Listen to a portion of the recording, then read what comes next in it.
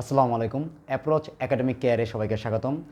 আজকে আমরা SSC batch 2025 শিক্ষার্থীদের জন্য সাধারণ গণিতের 16তম অধ্যায়ের 16.2 এই অনুশীলনীর একটি গাণিতিক সমস্যার সমাধান করব। এই গাণিতিক সমস্যাটা হচ্ছে ট্রাপিজিয়াম ভিত্তিক। তো এখানে আমাদের একটি প্রশ্ন দেওয়া আছে, আমরা প্রশ্নে দেখতে পাচ্ছি একটি ট্রাপিজিয়ামের সমান্তরাল বাহুদ্বয়ের দৈর্ঘ্য যথাক্রমে 19 সেন্টিমিটার এবং 51 সেন্টিমিটার এবং অপর দুই বাহুর দৈর্ঘ্য যথাক্রমে 37 সেন্টিমিটার এবং 13 সেন্টিমিটার দেওয়া আছে। তো ট্রাপিজিয়ামের ক্ষেত্রফলটি নির্ণয় করতে হবে। তো এখানে প্রথমে আমি যে কাজটি করলাম সেটা হচ্ছে আমরা একটি ট্রাপিজিয়ামের চিত্র অঙ্কন করে নিলাম। তো আমাদের ট্রাপিজিয়ামকে আমরা ধরে নিলাম যে আমাদের ট্রাপিজিয়ামটা হচ্ছে এবিসিডি ট্রাপিজিয়াম, যেই ট্রাপিজিয়ামের সমান্তরাল বাহুদ্বয় হচ্ছে এবি এবং সিডি। তো সমান্তরাল বাহুদ্বয় এবি এবং সিডি, অর্থাৎ এবি এর দৈর্ঘ্য হচ্ছে 51 সেন্টিমিটার এবং সিডি এর দৈর্ঘ্য এবি এর দৈর্ঘ্য হচ্ছে 91 সেন্টিমিটার এবং সিডি এর দৈর্ঘ্য হচ্ছে 51 সেন্টিমিটার। এখন আমরা যদি ট্রাপিজিয়ামের সূত্রটা একটু লক্ষ্য করি তাহলে আমরা জানতে পারি যে ট্রাপিজিয়ামের ক্ষেত্রফলের সূত্র হচ্ছে হাফ ইন্টু এবি এ প্লাস বি ইন্টু এইচ। অর্থাৎ আমরা যদি বাংলায় বলি সূত্রটাকে তাহলে আমাদের ট্রাপিজিয়ামের ক্ষেত্রফল হচ্ছে ট্রাপিজিয়ামের সমান্তরাল বাহুদ্বয়ের যোগফল গুণ সমান্তরাল বাহুদ্বয়ের মধ্যবর্তী দূরত্ব ভাগ 2। তো এখানে আমাদের সমান্তরাল বাহু দুটো তো দেওয়া আছে, তার মানে এ এবং বি এর মান দেওয়া আছে, আমরা যোগফল বের করতে পারবো। হাফ মানে হচ্ছে ভাগ 2 করতে হবে। এইচ হচ্ছে এই বাহু দুটি, যে সমান্তরাল বাহু দুটি আছে সেই বাহু দুটির মধ্যবর্তী দূরত্ব, কিন্তু সেই দূরত্বটাই আমাদের এখানে দেওয়া নেই, অর্থাৎ এই দূরত্বটা প্রথমে আমাদের বের করতে হবে। তো আমরা এখানে কি করলাম, আমরা এই ডি থেকে ই এর উপরে এবং ডি থেকে এ বি এর উপরে ডিই লম্ব এবং সি থেকে এ বি এর উপরে সিএফ লম্ব অঙ্কন করলাম। এবং এই যেহেতু আমাদের এ বি এবং সিডি হচ্ছে সমান্তরাল, তার অর্থ হচ্ছে এই ডিইর মান যা হবে সিএফ এর মান তাই হবে, অর্থাৎ উভয় ক্ষেত্রে আমরা এইচ এর মানই পাব। তো লম্ব অঙ্কন করার পরে আমরা এইকে ধরে নিলাম এক্স। তো এই এক্স এবং ইএফকে ধরলাম আমরা 51। এর কারণ কি? কারণ আমাদের এখানে প্রথমে বলা হলো যে আমাদের এই যে বাহু দুটো অর্থাৎ এ বি এবং সিডি বাহু এরা সমান্তরালে আছে এবং এই এ বি বাহুর উপরে ডিই এবং সিএফ এই দুটো হচ্ছে লম্ব। তো যেহেতু ডিই এবং সিএফ লম্ব হিসেবে আছে, তার মানে একই রেখার উপরে অঙ্কিত লম্ব, অর্থাৎ এই দুইটা রেখাও সমান্তরালে আছে। তো যেহেতু এইটাও সমান্তরালে এটাও সমান্তরালে, তাহলে এটা একটা সামান্তরিক তৈরি করে ফেললো। তো এজন্য সামান্তরিকের বিপরীত বাহুদ্বয় পরস্পর সমান, অর্থাৎ এখানে সিডিইএফ এটা একটা সামান্তরিক, এজন্য এখানে বিপরীত বাহু সিডির সমান হবে ইএফ বাহু, এজন্য এখানে আসলো 51। এখন আমরা যদি এখানে বিএফ বা এফ বি এই অংশটার মান নির্ণয় করতে চাই তাহলে আমাদের কি করতে হবে, তাহলে সম্পূর্ণ অংশটা থেকে এই অংশটা বাদ দিতে হবে। তো সম্পূর্ণ এ বি এর দৈর্ঘ্য ছিল 91 সেন্টিমিটার, এখান থেকে মাইনাস করতে হবে আমাদের এক্সের দৈর্ঘ্য এবং 51 এর দৈর্ঘ্য। তো আমি এক্স প্লাস 51 এটাকে মাইনাস করলাম কত থেকে, সম্পূর্ণ দৈর্ঘ্য 51 সেন্টিমিটার থেকে। তো এটাকে যদি আমরা মাইনাস করি তাহলে আমাদের আসবে 40, অর্থাৎ 40 বিয়োগ এক্স। তো এই যে কথাগুলো আমি এতক্ষণ বললাম এই কথাগুলো আমি এখানে সুন্দরভাবে লিখেছি। তো তোমরা একটু পজ করে কথাগুলো লিখে নাও, এরপরে আমরা গাণিতিক সমস্যা সমাধান করব। তাহলে এখন এখানে দেখো, আমাদের যদি এই এইচ এর মান নির্ণয় করতে হয় তাহলে আমাদের প্রথমে নির্ণয় করতে হবে এক্স এর মান।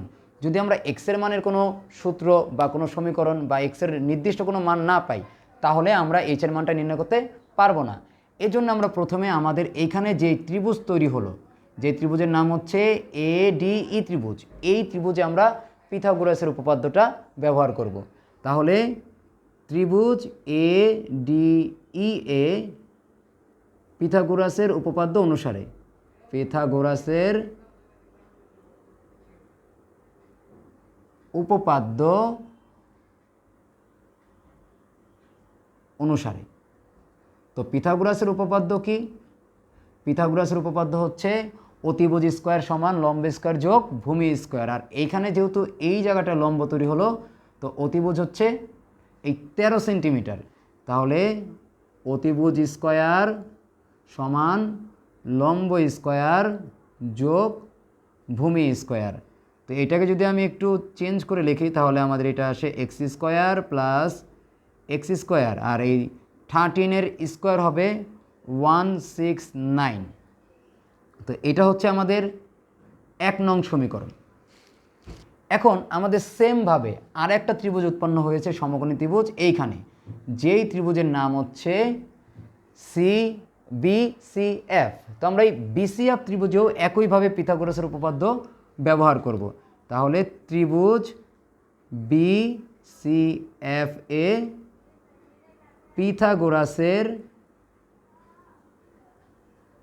পিথাগোরাসের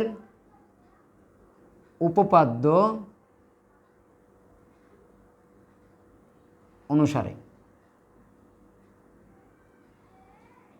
তো এই ত্রিভুজের ক্ষেত্রে আমাদের সমকোণ উৎপন্ন হয়েছে এই F বিন্দুতে, তার মানে আমাদের অতিভুজ হচ্ছে এই 37। তাহলে এক্ষেত্রে আমাদের অতিভুজ স্কোয়ার সমান লম্ব স্কোয়ার যোগ ভূমি স্কোয়ারের সূত্র 37 স্কোয়ার ইকুয়াল লম্ব H স্কোয়ার, আর এখানে ভূমি, এখানে যে ভূমির মান, ভূমি হচ্ছে BF, আর আমরা এইখানে BF এর মানটা নির্ণয় করেছিলাম।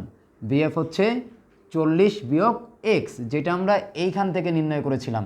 তাহলে BF হবে 40 বিয়োগ x এর স্কোয়ার। এখানে যে বিষয় সেটা হচ্ছে আমাদের এই BF এর উপরে স্কোয়ার হবে, কারণ আমাদের সূত্র হচ্ছে অতিভুজের স্কোয়ার সমান লম্ব স্কোয়ার যোগ ভূমি স্কোয়ার। তো এখানে অতিভুজের স্কোয়ার বসলো, লম্বের স্কোয়ার বসলো, কিন্তু এই পুরাটা হচ্ছে ভূমির মান 40 বিয়োগ x, এই পুরাটাই হচ্ছে ভূমির মান, এই জন্য এই পুরাটার উপরে একটা স্কোয়ার বসলো। তো আমরা এই উপরের অংশটুকু মুছে দিই।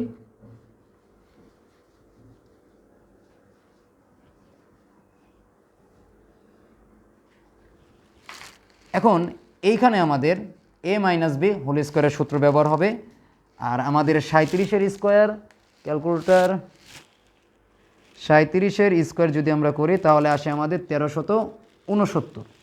তাহলে আমরা এটা লিখি, বা দিয়ে লিখবো আমরা, বা 1369। 37-এর স্কোয়ার করলাম, এইচ স্কোয়ার বসে যাবে, আর এটা সূত্র a মাইনাস b হোল স্কোয়ারের সূত্র। তো আমরা সবাই জানি a মাইনাস b হোল স্কোয়ারের সূত্র হচ্ছে a square minus 2ab plus b square. তাহলে এখানে 1369 থাকলো, এখানে এইচ স্কোয়ার বসে যাবে, আর এখানে যদি আমরা 40-এর স্কোয়ার করি, তো 40-এর স্কোয়ার করলে আমাদের আসবে 1600। এখানে যখন আমরা গুণ করব তখন আমাদের আসবে 80x, এবং এখানে আসবে x স্কোয়ার। এখান থেকে আমরা যে কাজটা করব, আমরা এই সংখ্যাটাকে অপর পাশে নিয়ে আসব, আর এই এক্সের অংশটাকে একসাথে রাখবো। তাহলে এখানে আমরা দেখতে পাচ্ছি আমাদের এই মানটা এখানে এসে বিয়োগ হয়ে যাবে।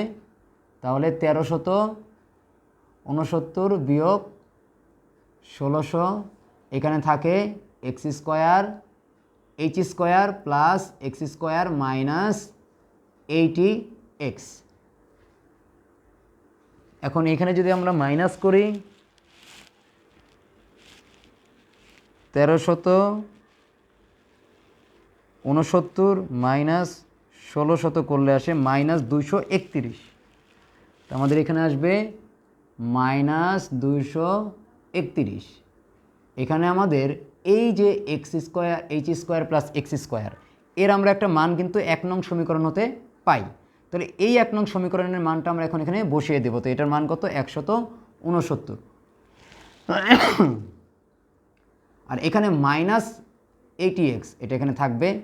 এই 169কে যদি আমরা এই পাশে নিয়ে আসি তাহলে আমাদের এখানে হয় মাইনাস 231, আর এটা এখানে প্লাস আছে, এই পাশে আসলে মাইনাস হয়ে যাবে, আর এখানে থাকবে মাইনাস 80x। তো এখানে মাইনাস মাইনাস প্লাস হবে, তাহলে আমাদের এখানে মাইনাস 231 মাইনাস 169। তাহলে এখানে আমাদের যে উত্তর আসে সেটা হচ্ছে মাইনাস 400, আর এখানে থাকে মাইনাস 80x। এখন উভয় পক্ষে মাইনাস আছে, মাইনাস মাইনাস কাটা চলে যাবে। আর আমাদের এক্সের মানটা নির্ণয় করতে হবে, সেজন্য আমরা এক্সকে রাখবো এবং 80কে এই 400 এখানে ভাগ করে দিব এবং এইটাকে আমরা একবারে সাজিয়ে লিখি। যখন আমরা 80কে 400 দিয়ে ভাগ করলাম, 400কে 80 দিয়ে ভাগ করলাম, তখন আমাদের উত্তর আসলো 5। তাহলে আমি এতটুকু মুছে দেই। তাহলে এখানে আমাদের এক্সের মান আসলো কত?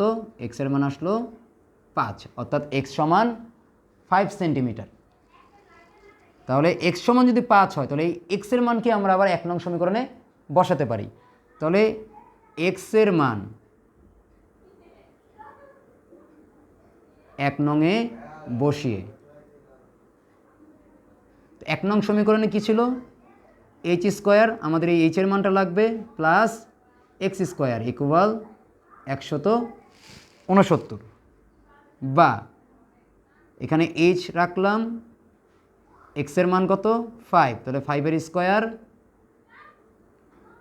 সমান হচ্ছে 169, বা এখানে আমি যদি এইচ রাখি, প্রথমত আমার এক্স স্কোয়ারের মান হচ্ছে এক্স স্কোয়ারের মান হচ্ছে 5, 5-এর স্কোয়ার অর্থাৎ 25, এই 25 অপর পাশে গিয়ে মাইনাস হয়ে যাবে, তাহলে 169-এর সাথে মাইনাস হবে 25, আর এই স্কোয়ারটা যদি আমি উঠাই তাহলে অপর পাশে হবে রুট। তাহলে একসাথে করে দিলাম আমি, আমার এখানে আরও জায়গা প্রয়োজন, তো আমি এই অংশটুকু মুছে দেই।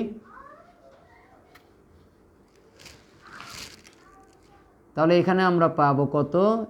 রুট, এখানে মাইনাস করলে আসবে 144, তো আমরা এখানে এইচের মান পাবো 12 সেন্টিমিটার।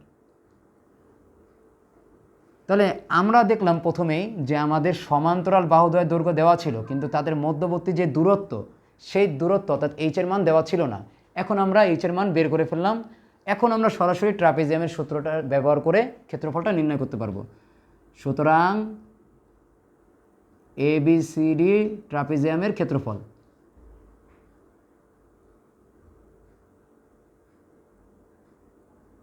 ট্রাপিজিয়ামের ক্ষেত্রফল, তো ট্রাপিজিয়ামের ক্ষেত্রফলের সূত্র বসাই, হাফ ইন্টু AB, তো A প্লাস B, A হচ্ছে 51 আর B হচ্ছে, দুঃখিত, A হচ্ছে 91 আর Bকে ধরলাম আমরা 51, এবং উচ্চতা হচ্ছে 12 সেন্টিমিটার। তাহলে ক্ষেত্রফল আমরা যদি এখানে নির্ণয় করি,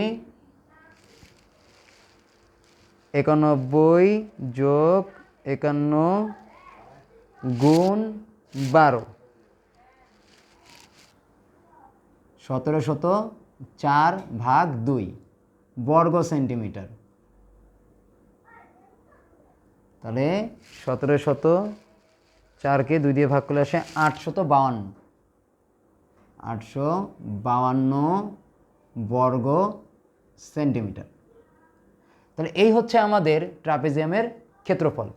তো ট্রাপিজিয়ামের অঙ্কটা খুবই গুরুত্বপূর্ণ, বিভিন্ন বছর বোর্ডে ট্রাপিজিয়ামের ক্ষেত্রফলের সূত্র দিয়ে অঙ্ক আসে, এজন্য আমাদের এই অঙ্কটা খুবই মনোযোগ সহকারে করতে হবে। আশা করি সবাই অঙ্কটি বুঝতে পেরেছো।